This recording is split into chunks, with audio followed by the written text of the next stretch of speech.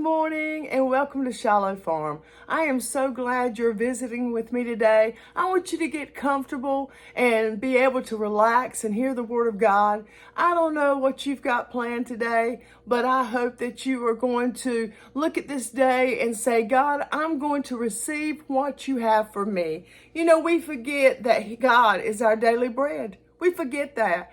And so we go through our routine and at the end of the day we think, I wonder why things didn't turn out as well as they should have. Well, sometimes we put him on the back burner when he should be the very first priority of the morning. I want to talk to you today. First of all, if you have not got the first copy of what we published a couple of years ago, and this is Listen in Silence Before Me. God was speaking to us just a few years ago that 365 days, I want you to take time to listen in silence. Be quiet.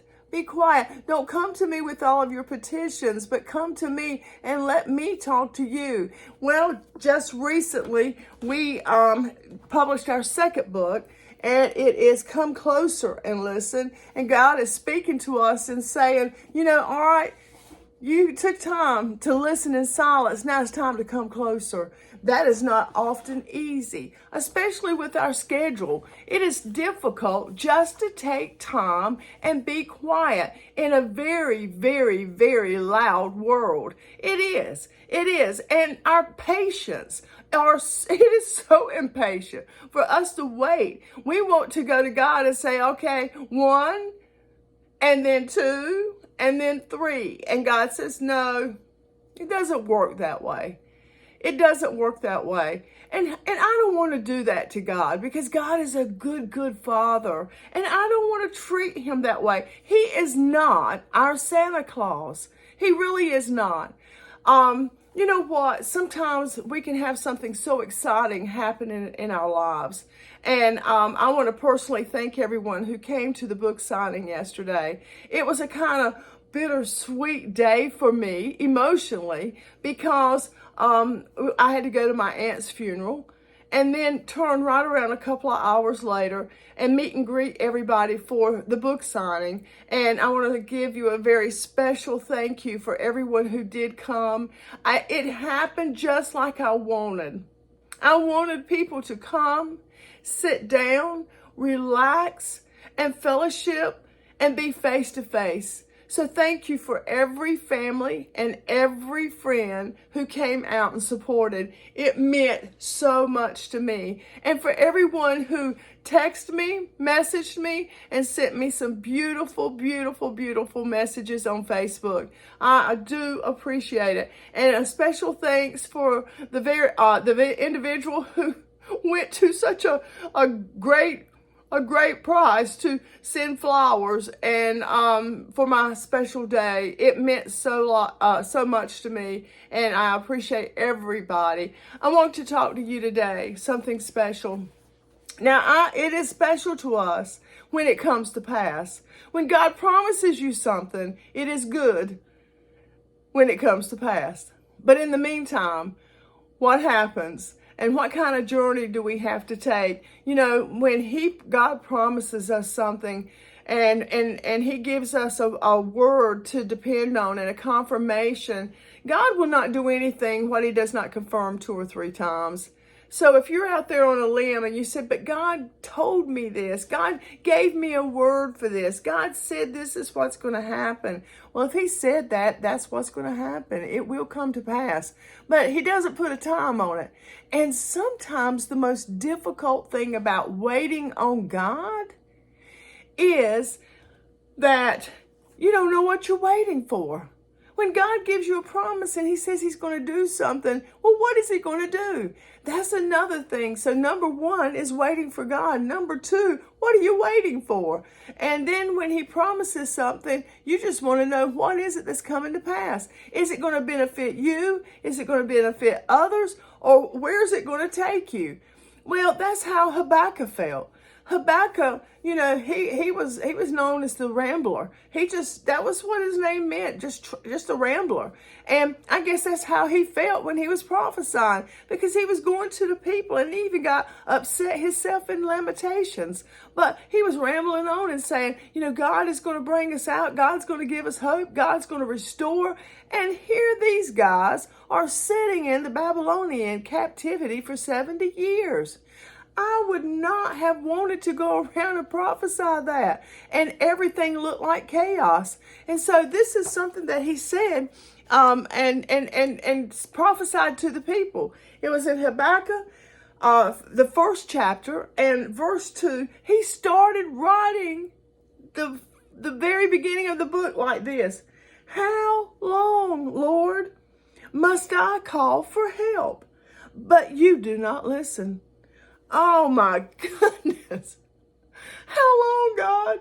I'm crying out to you. I'm waiting for a promise. I'm waiting for a word to come to pass. How long? And it seems like, God, you're not listening. I mean, this guy was desperate. He was pleading with the people. Oh, God is going to rebuild the temple. God is going to bring his people out of captivity. And they're sitting there in captivity 70 years. So how long, God?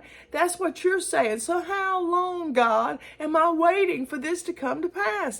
When are you going to come through? Well, you know what? He has to work on things. He has to work through people. He has to work in the areas to bring it to pass. Don't sit there thinking he's delaying. Don't think it's not going to be coming to pass. He's in preparation.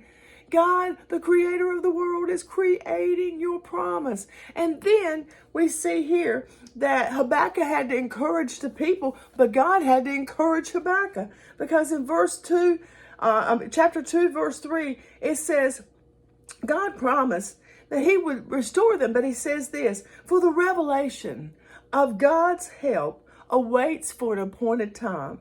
Though it linger, wait for it. It will certainly come to pass and not delay. Oh, that's not what we want to hear. Though it linger. Oh, I don't want to hear that. Though it linger, that's not what we want to hear. And so that's what God is speaking to you today. I know you're disappointed. I know you're frustrated because you don't know where the promise is. You don't know how the answer's coming. You have prayed this for so many years. Listen, I've been saved 45 years and I've been in the ministry 45 years. And in the beginning, God had to do a lot of restoration in my life. But he began to speak it in my life that one day I'd write a book. And that was in the very beginnings. 45 years later. 2 books have come to pass. And I had tried so many other times and the trash can was full of paper. And I was frustrated and I was delayed. And I thought, God, you spoke in my spirit that I was going to start publishing books. And then it happened. And I'll tell you, it was the appointed time. It was the appointed time. Each book came at the appointed time. So I don't want you to give up. When God says he's going to do something, he's going to do it. He is a good father. He's going to do what he says. But he will not give something to you too premature because it will hurt you. I've seen a lot of Christians have a word spoken over them or know that something's going to happen. And they were so impatient with God because I want to tell you something. Waiting on God gives you patience, perseverance, and it gives you character.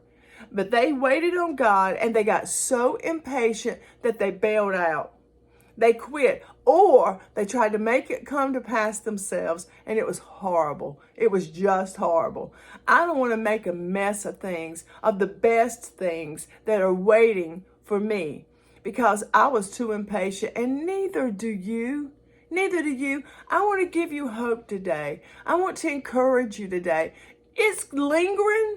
It's on hold, but it's for your purpose. It's for your reasoning. God says when it does come, it's going to be that Ephesians 3:20 moment when you cannot even imagine, when you cannot even pray enough for something so great as this, when you can't even phantom in your own mind what God is going to bring your way. Look, you wait for that promise. Remember, we are on YouTube, my channel, Phyllis Lynn Henson, and you just like, you share, and you subscribe. God bless you. And please remember to share this message and share the devotions that is on Facebook, Phyllis Henson, and the author page, Phyllis Henson, and also Shallow Farm Ministry. God bless you.